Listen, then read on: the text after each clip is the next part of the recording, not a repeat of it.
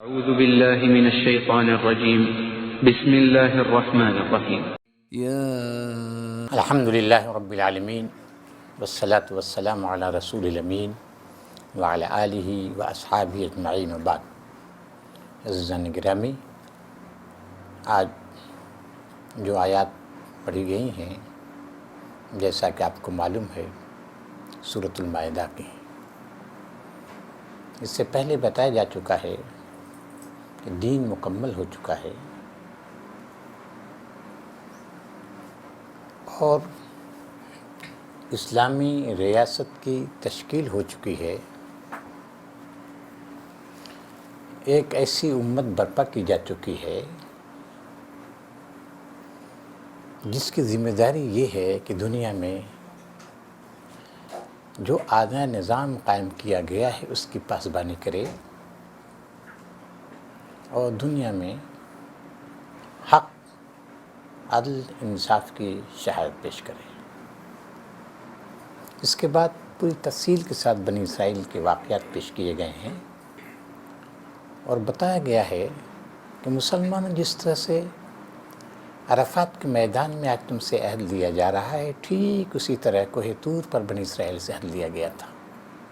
کچھ ذمہ داریاں بتائی گئی تھیں اور ان کے سامنے یہ بات واضح طور پر پیش کی گئی تھی کہ اللہ تعالیٰ کی نصرت، اس کی تائید تم کو ہمیشہ حاصل ہوتی رہے گی، بشرطے کہ تم نماز قائم کرو، زکوٰۃ ادا کرتے رہو اور ہمارے رسولوں پر ایمان لاؤ، ان کی نصرت تائید کرتے رہو، اور یہ سب باتیں کرو گے تو پھر جو ہے اللہ تعالیٰ تمہارے گناہوں کو معاف کر دے گا، تمہیں جنت میں داخل کرے گا۔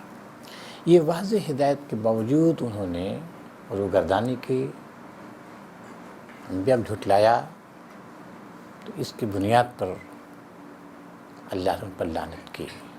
اس پر تفصیل کے ساتھ یہودیوں کا، ان کے کارناموں کا، سیاہ کارناموں کا ذکر ہے، اور پھر ان کو ہدایت دی گئی ہے کہ تمہارے اب ایک ہی راستہ ہے کہ اس رسول پر ایمان لاؤ، وہ رسول جو ہادی ہے، جو روشنی ہے، اس قرآن مجید پہ ایمان لاؤ، جو قرآن تمہیں ضلالت و گمراہی سے نکال کر صراط مستقیم کی طرف لے جاتا ہے۔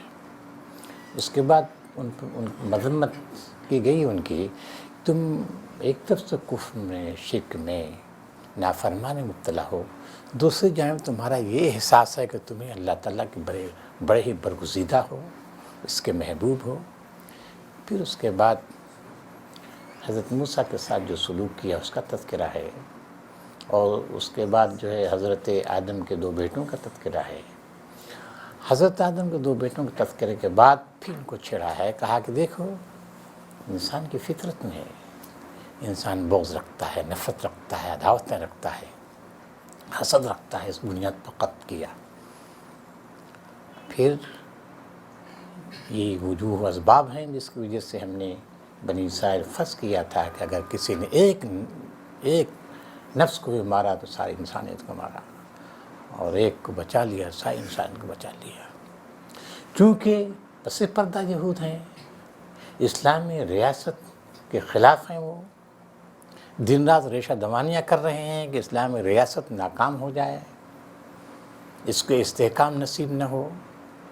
اس وجہ سے ابھی جو آج پڑھی گئی ہیں انہیں بیان کیا گیا ہے کہ وہ لوگ جو اسلامی ریاست کے لیے مسئلہ بن جائیں، اس کے خلاف محاربہ کریں، اعلان جنگ کر دیں، اس کے اطمینان و سکون درہم برہم کرنے کی کوشش کریں، تو ایسے لوگوں کو سخت ترین سزا دی جائے گی۔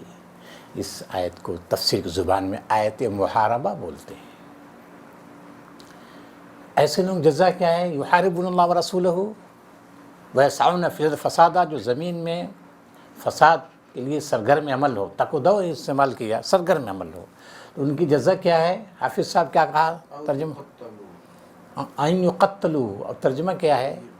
ان یقتل، قتل کیے جائیں۔ ابھی وہ زور نہیں پیدا ہو سکا۔ اب دیکھیے یہ ترجمہ جو ہے ان یقتلوا کا ہوا، قتل کرے، ان یقتلوا ترجمہ قتل کیے جائیں، ان یقتلوا نہیں، ان یقتلوا ہے، ان یقتلوا شدت ہے، یعنی بدترین انداز قتل کیا جائے، قتل میں شدت چونکہ اسلامی ریاست یہ انفرادی مسئلہ نہیں ہے، بغاوت کی ہے انہوں نے، سرکشی کی ہے، اسلامی نظام حکومت کو اکھاڑ پھینکنا چاہتے ہیں، تو یہ چیلنج ہے، چیلنج کر دیا انہوں نے اسلامی ریاست کو، اسلامی حکومت کو، وہ اسلامی حکومت جو برسوں کے بعد دنیا میں قائم ہوئی ہے، اس کے لیے چیلنج بن رہے ہیں، اس وجہ ان کو بدترین سزا دی جائے گی، ان یقتلوا، یا ان کو سولی دے دی جائے، یا سولی پہ چڑھا دی، یا ان کے ہاتھ اور پاؤں مخالف سمتوں سے کاٹ دیے جائیں، یا ان کو زمین سے جلا وطن کر دیا جائے۔ یہ چار ہیں، یہ چاروں دیے جائیں گے یا کوئی ایک، ٹھیک ہے۔ یہ اصل میں بتایا جا رہا ہے کہ یہ اسلامی حکومت اور اس کے قاضیوں کا کام ہے، وہ فیصلہ کریں گے کہ ان کا جرم کتنا سنگین ہے، جرم کے لحاظ سے ان کو سزا دی جائے گی۔ اس کے بعد ایک اور بات بتائی گئی ہے کہ البتہ توبہ کر لیں، جرم کیا ہے، اسلامی حکومت کے خلاف بغاوت کی انہوں نے، چیلنج بن گئے، لا اینڈ آرڈر کا مسئلہ پیدا کر دیا انہوں نے، اور فوراً گرفت میں نہیں آ سکے، وہ بچ گئے، پھر بعد میں کسی طرح انہوں نے توبہ کر لی خلوص دل کے ساتھ۔ اب وہ اگر گرفت میں آتے ہیں تو ان کے ساتھ نرمی کا معاملہ ہوگا، عفو درگزر سے کام لیا جائے گا۔ اس کے بعد مسلمانوں کو خطاب کیا ہے، یا ایھا الذین آمنوا اتقوا اللہ وابتغوا الیہ الوسیلہ، یہ اہم ترین آیت ہے۔ اے ایمان والو، اللہ سے ڈرو۔ اس سورہ میں بار بار تقویٰ کا ذکر ہو رہا ہے، بار بار۔ اے ایمان والو، اللہ سے ڈرو، وابتغوا الیہ الوسیلہ، اللہ تک پہنچنے وسیلہ تلاش کرو۔ وسیلہ کیا ہے؟ ایک سوال ہے، بولیے وسیلہ کس کو سمجھتے ہیں آپ؟ وابتغوا الیہ الوسیلہ، وسیلہ کیا ہے؟ جی نماز، جی اللہ کا قرب حاصل کرو، اور قرب کس کے ذریعے؟ نماز کے ذریعے، ٹھیک ہے، وسجد وقت قریب ہے، اور بولیے بھائی وسیلہ کیا ہے؟ جی سلسلہ، یعنی کسی کے ہاتھ میں بیعت کیا جائے، سلسلہ، جی وسیلہ کیا ہے؟ عام مسئلہ ہے یہ، عارف صاحب، عام مسئلہ ہے یہ، وابتغوا الیہ الوسیلہ۔ احمد رضا بریلوی کے مطابق وہ پیری ہے، پیری مریدی لوگوں کو جو ہے، اور بولیے وسیلہ تلاش کیجیے، وسیلہ جنت کا انتخاب کرنا، وسیلہ سہارا، ہاں سہارا، تو سہارا سے مراد کیا ہے؟ کس کا سہارا؟ محمد صلی اللہ علیہ وسلم کا سہارا۔ وابتغوا الیہ الوسیلہ، محمد صلی اللہ علیہ وسلم سہارا۔ سورہ بنی اسرائیل میں حافظ صاحب ہے فرشتوں کی، اولئک الذین یدعون یبتغون الی ربهم الوسیلہ، یہ فرشتوں کی صفت ہے، اپنے رب کا وہ وسیلہ تلاش کرتے ہیں۔ تو رب کا فرشتے وسیلہ کون سے تلاش کر رہے ہیں؟ فرشتوں کی صفت ہے نا وہ، یبتغون الی الوسیلہ۔ تو فرشتے کون سا وسیلہ تلاش کر رہے ہیں؟ کس کا وسیلہ؟ رحمت برکیف۔ ابھی یہ جو ہے ہمارے شاہ عبد القادر صاحب، بڑا کارنامہ ہے ان کا، ہندوستان کی سرزمین میں پہلا ترجمہ اردو میں ان کا ہے، شاہ عبد القادر صاحب کا۔ وہ کہتے ہیں وسیلہ سے مراد اعمال صالحہ ہیں، اللہ تعالیٰ پہنچنے کے لیے وسیلہ تلاش کرو، یعنی اعمال صالحہ۔ تو ٹھیک ہے، یہ اعمال صالحہ تو بہرحال اہم ترین ہے، جی اللہ تعالیٰ تک پہنچنے کے لیے اعمال صالحہ ہیں، اور اعمال صالحہ مانے وہ سارے کام جو موضوع مناسب ہیں، جو موضوع میں مناسب ہیں، دین کے مطابق ہیں، اور جو قرآن و سنت کے مطابق ہو، سب سے زیادہ اعمال صالحہ ہیں اس کے ذریعے۔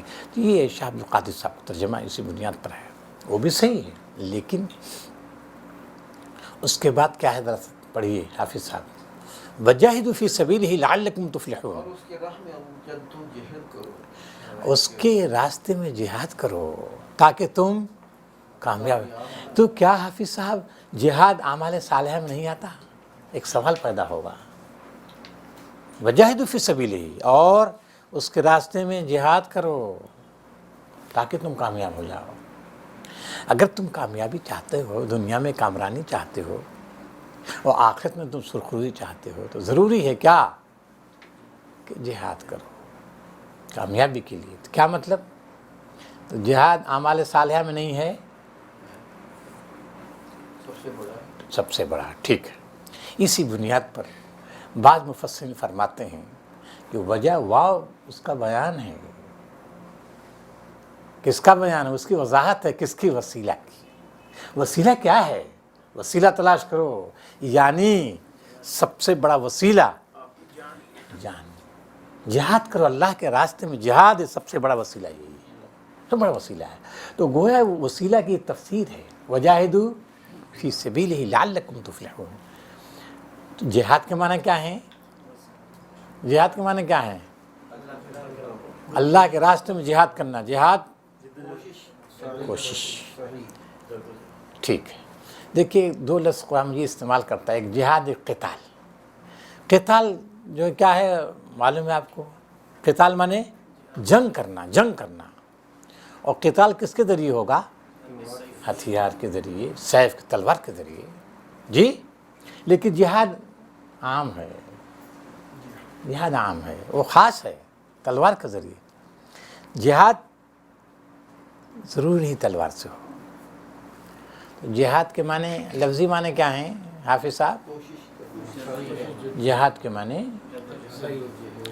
جہاد کے معنی آتے ہیں بذل الوسع، اللہ نے جو صلاحیت دے رکھی ہے اس کو اللہ کی راہ میں نچوڑ دیا جائے۔ اللہ کی راہ میں جو بھی صلاحیت ہم کو دی ہے اللہ تعالیٰ، اس کے راہ میں نچوڑا جائے، اس کو جہاد بولتے ہیں۔ اور آپ کو معلوم ہے کہ لفظ جہاد یہ تو مدنی سورہ ہے یقیناً، اور سن 10 ہجری میں نازل ہوئی ہے، یہ بھی واضح ہے، لیکن لفظ جہاد جو ہے مکی صورتوں میں بھی آیا ہے، اور سورہ فرقان میں آیا ہوا ہے۔ سورہ فرقان ظاہر ہے کہ مکی سورہ ہے، اور اس میں آیا ہے وجاہدہم بہ جہادا کبیرا۔ نبی صلی اللہ علیہ وسلم خطاب کیا وجاہدہم، مشرکین سے جہاد کرو، اور جہاداً کبیرہ ہے۔ پورے قرآن مجید میں کہیں بھی آپ نہیں پا سکتے جہاداً کبیرہ، کہیں نہیں۔ جہاداً کبیرہ کا لفظ آیا ہوا ہے مکی سورہ میں، سورہ فرقان میں۔ تو ظاہر ہے سورہ فرقان مکی سورہ ہے، اور مکے میں تلوار کے ذریعے جنگ کا حکم آیا نہیں ہے، تو پھر وہ کس کے ذریعے جہاد؟ بہی مراد قرآن، سب سے بڑا ہتھیار قرآن مجید ہے۔ تو مکی صورتوں میں اسی بنیاد پر ہے کہ قرآن مجید تمہارا سب سے بڑا ہتھیار ہے، سب سے بڑا اسلحہ، سب سے بڑی قوت ہے، اس سے بڑھ کر کوئی ہتھیار نہیں ہو سکتا۔ دنیا میں اگر تم ایٹم بم بنا لو مثال کے طور پر، دشمن کے پاس بھی ایٹم بم ہوگا، میزائل بناؤ گے وہ بھی اس کے پاس پتہ نہیں کتنے میزائل ہوں گے، لیکن یہ ایسا میزائل ہے، یہ ایسا بم ہے کہ دشمن کو ایسا کوئی جواب نہیں ہے۔ اس وقت وجاہدہم بہ جہادا کبیر، جہاد کبیر چھیڑ دو۔ تو گویا کہ جو بھی اللہ نے صلاحیت دے رکھی ہے اس کی راہ میں نچوڑنے کا نام کیا ہے؟ جہاد ہے، لعلکم تفلحون۔ آگے پھر کہہ رہا ہے کہ قرآن مجید دیکھیے ابھی قانون بتایا جی کہ جو لوگ باغی ہیں، سرکش ہیں اسلامی نظام کے خلاف، جو بغاوت کرتے ہیں، آپ کو معلوم ہے کہ یہ جو سزا جو قرآن مجید نے بتائی ہے یہ بظاہر لگ بڑی سخت سزا ہے، بظاہر لگ رہی ہے، لیکن آپ سمجھیے اگر دنیا کے نظاموں کا مطالعہ فرمائیں آپ حکومتوں کا، تو آپ دیکھیں گے باغیوں اور سرکشوں اور غداروں کی سزا کیا ہے؟ ہر قوم میں یہی ہے، یہی ہے جی، ہر جگہ یہ ہے کہ سخت ترین سزا دی جاتی ہے، بدترین سزا دی جاتی ہے۔ تو یہاں بھی انہوں نے بیان کیا ہے۔ پھر اس کے بعد قانون بیان کرنے کے بعد کچھ نصیحتیں کر رہا ہے، جیسا کہ گرفت میں آنے کے بعد قتل کر سکتے نہیں بتایا نہ کہ معاف کر دیا، توبہ کر لی، توبہ کر لی، توبہ گرفتار سے پہلے کے لیے اگر توبہ گرفتار کے بعد ہے؟ ارے بھائی تب تو لاکھ توبہ کریں، تب نہیں ہے تو اب تو خوب وہ اٹھک بیٹھک کریں، کان پکڑیں گے، نہیں نہیں یہ نہیں، اب نہیں، اس کا یہ نہیں ہوگا۔ توبہ کیا پہلے، گرفت میں آنے سے پہلے توبہ کر لیں، اس کے بعد بے شک وہ لوگ جنہوں نے کفر کیا قیامت کے دن وہ چاہیں گے کہ اللہ کے عذاب سے چھٹکارا پانے کے لیے زمین و آسمان کا سارا خزانہ بھی دے دیں اس کی راہ میں، تو وہ اگر ان کے پاس ہو دے دیں گے، لیکن پھر بھی اللہ قبول نہیں کرے گا۔ ماں تو قبل منہم، اور ان کے لیے دائمی عذاب ہوگا۔ پھر یہ جو بیان کیا اس کے بعد چوروں کا ذکر ہو گیا، والسارق والسارقۃ فاقطعوا ایدیہما، ان کا ذکر دیکھیے پہلے ہوا ہے، کہ ان کا، ان لوگوں کا جو اسلامی ریاست کے خلاف بغاوت کرتے ہیں، ان کا ذکر پہلے ہے، اور اس کے بعد چوروں کا ذکر ہے۔ کیوں پہلے ان کا ذکر ہے آصف صاحب، اب چوروں کا ذکر کیوں ہے؟ بولیے ہاں چھوٹا باغی ہے، یوں کہیے کہ وہ تو علی اعلان بغاوت کر رہے ہیں نا، علی اعلان،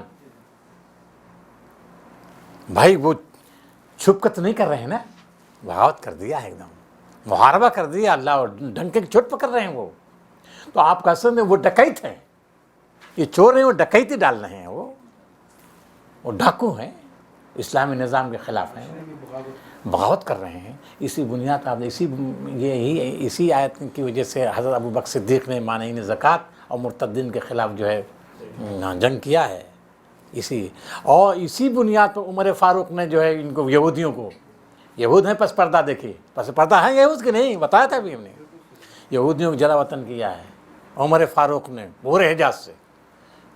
خیبر کے یہود کو، بنو قریظہ اور بنو نذیر کے یہودوں کو سزا دی اللہ کے رسول نے، لیکن آگے چل کر اس بنیاد پر عمر فاروق نے ان کو سرزمین حجاز سے نکال باہر کیا ہے۔ اس کی وجہ یہی ہے، پوری ان کی ریشہ دوانیاں ہوتی تھیں، بغاوت کرتے تھے، بغاوت میں لوگوں کو اکسا رہے تھے۔ اب اس کے بعد چوروں کا ذکر ہے، تو چوروں کا ذکر جو ہے ظاہر ہے کہ اب وہ تو چھپے رستم ہے نا، اس وجہ بعد میں ذکر۔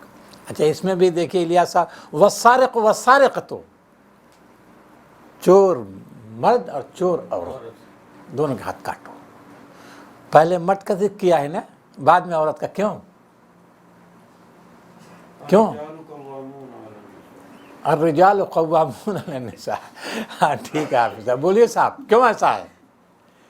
پہلے چور پھر چورنی کا ذکر ہے، چورنی ہم نے کہہ دیا، وہ چور مرد اور چور عورت بولتے ہیں، چورنی نہیں بولتے، ہمارے یہاں بول دیتے ہیں، چلیے اردو نہیں ہے، چورنی اردو نہیں ہے، اردو چور مرد، چور عورتیں، ان کے ہاتھ کاٹو۔ تو عورت کا ذکر بعد میں کیوں آیا؟ یہ کریں قوام، اور حالانکہ الزانۃ والزانی ہے، پہلے زانیہ عورت پھر زانی مرد، مرد زیادہ چوری کرتے ہیں۔ تو یہ بات ہے، مرد جو ہے اصلی چور تو مرد ہے، بولیے اصلی چور مرد ہوتا ہے۔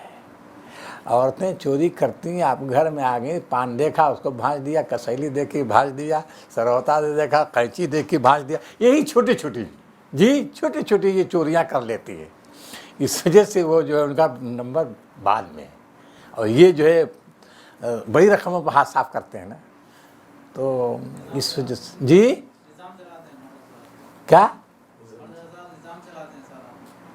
ہاں ہاں ہاں بہت بہت بالکل، چوروں کی پوری ٹیم ہوتی ہے، گینگ ہوتا ہے، ٹھیک ہے۔ تو والسارق فاقطعوا ایدیہما جزاء بما کسبا، یہ جو ہے یہ اللہ تعالیٰ کا بدلہ ہے، بدلہ۔ نکال کس کو بولتے ہیں؟ نکال من اللہ ہے نا، نکال کس کو بولتے ہیں؟ نکال کس کو بولتے ہیں حافظ صاحب؟ ہاتھ کاٹ دیا جا رہا ہے، اس کے لیے نکال کا لفظ استعمال کیا ہے۔ یہ ان کی کمائی کا بدلہ۔ ہاں یہ نکال کس کو بولتے ہیں عربی میں؟ سزا کو، عبرت انگیز سزا کو نکال بولتے ہیں، ایسی سزا جو عبرت انگیز ہو۔ عبرت انگیز کس کو بولتے ہیں؟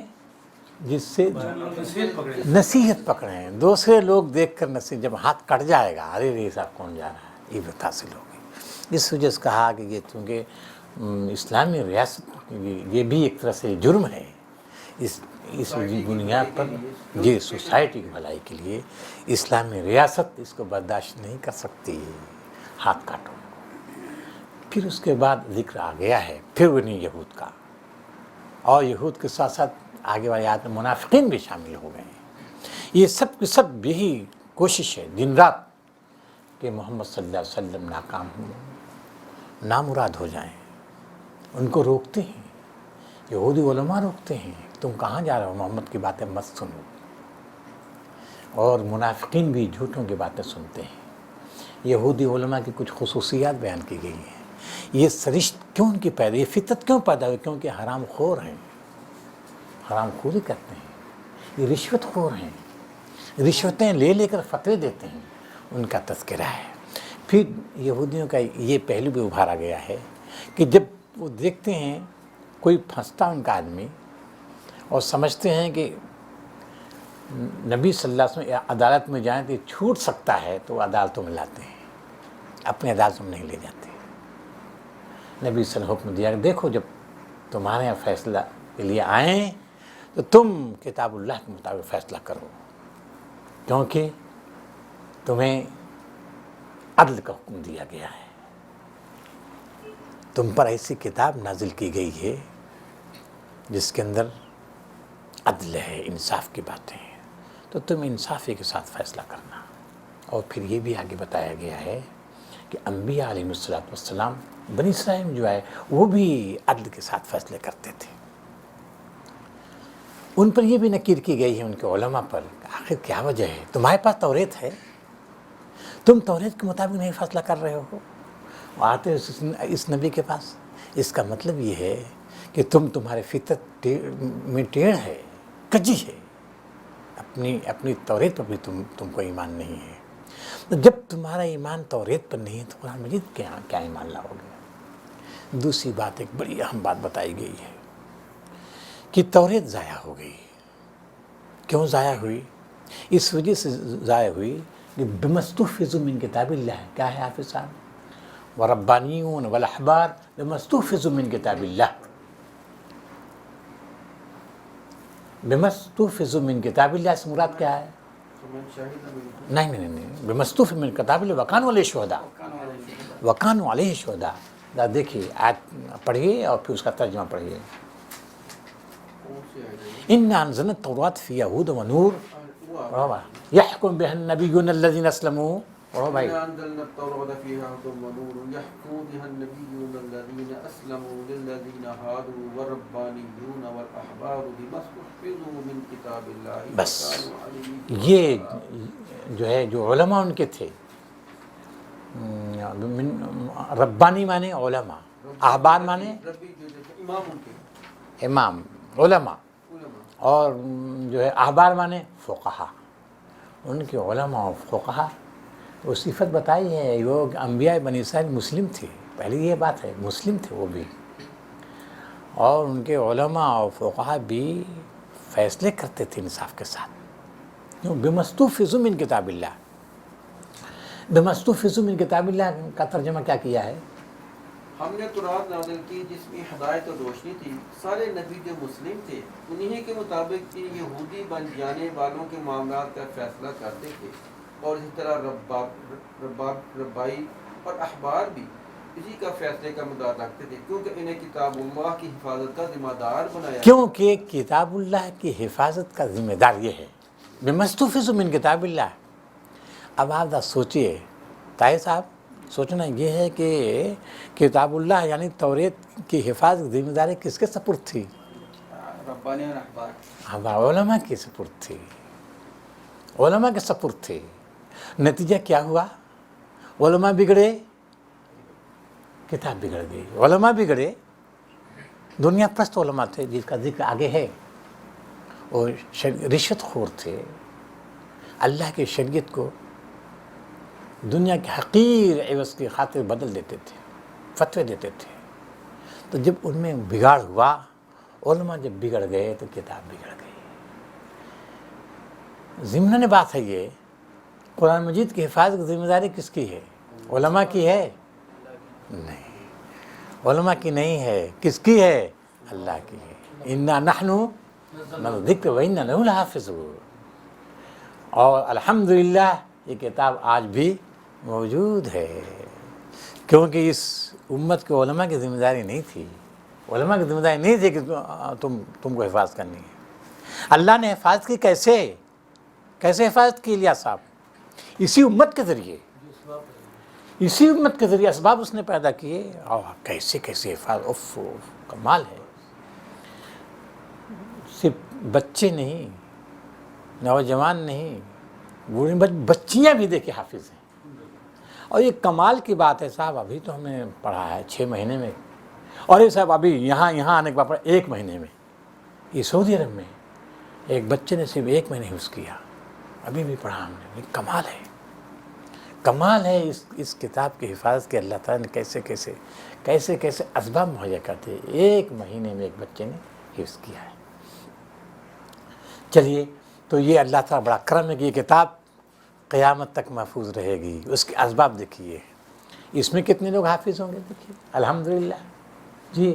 توریت کا ایک حافظ نہیں مل سکتا دنیا میں. توریت لکھی نہیں گئی، پتہ نہیں کب، کتنے دن حضرت موسیٰ کے بعد جی. اور کتنی بار جلائی گئی ہے توریت، معلوم ہے آپ کو؟ اس کے حافظ نہیں تھے. چلیے،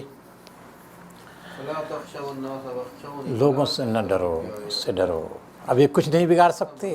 یہودی اپنی سازشیں کرتے رہیں گے، اپنے روش سے باز نہیں آ سکتے، لیکن ڈرنا نہیں ہے. صرف مجھ سے ڈرو. اور پھر آگے کہا جو لوگ بھی اللہ کی کتاب کے مطابق فیصلہ نہیں کرتے وہ کافر ہیں. پھر اس کے بعد ایک آیت اہم ترین آیت ہے کہ بنی اسرائیل پر ہم نے فرض کیا تھا ان النفس بالنفس. چلیے، عليهم فيها أن النفس بالنفس والعين بالعين والأنف بالأنف والأذن بالأذن والسن بالسن والجروح قصاص.